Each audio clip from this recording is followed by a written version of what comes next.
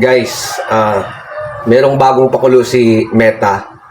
Lalo na yung mga qualified na sa mga may mga Facebook na naka-professional yung dashboard nila. Ang tawag doon? Teka lang, check ko. Parang ganito ba? Yan.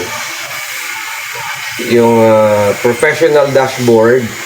Yan, professional dashboard. May naka-internet. Tapos, punta kayo sa saan ba yun? Dito sa yan, monetization. Tapos pagdating nyo sa monetization diyan, punta kayo doon sa bonuses.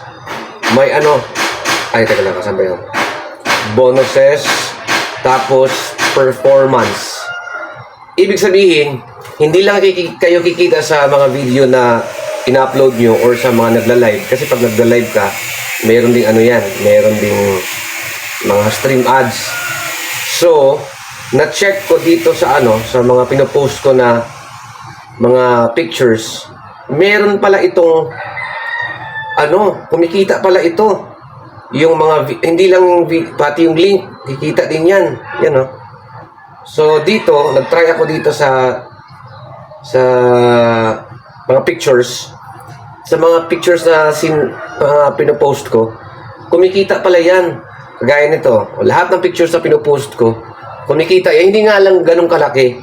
Pero, pag pinagsama-sama yan, pati yung kada post mo, pag pinagsama-sama yan, pa rin? Umaga pa, laman tiyan din yan. Hindi lang pictures actually, ito, nag-check ako. Hindi lang pictures, pati yung mga video na in-upload ko, pati yung mga post ko na mga walang kwenta, kumikita pala yan, guys.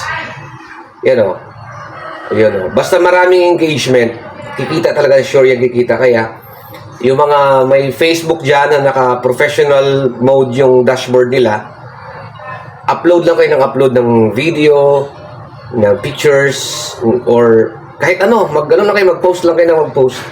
Kasi hindi nyo mamalayan na na-reach nyo na pala yung yung parang performance na pwede kayong sumahod. So yun. Ito, na-check ko lang. Mayroon palang ganito. O diba? Ayos to.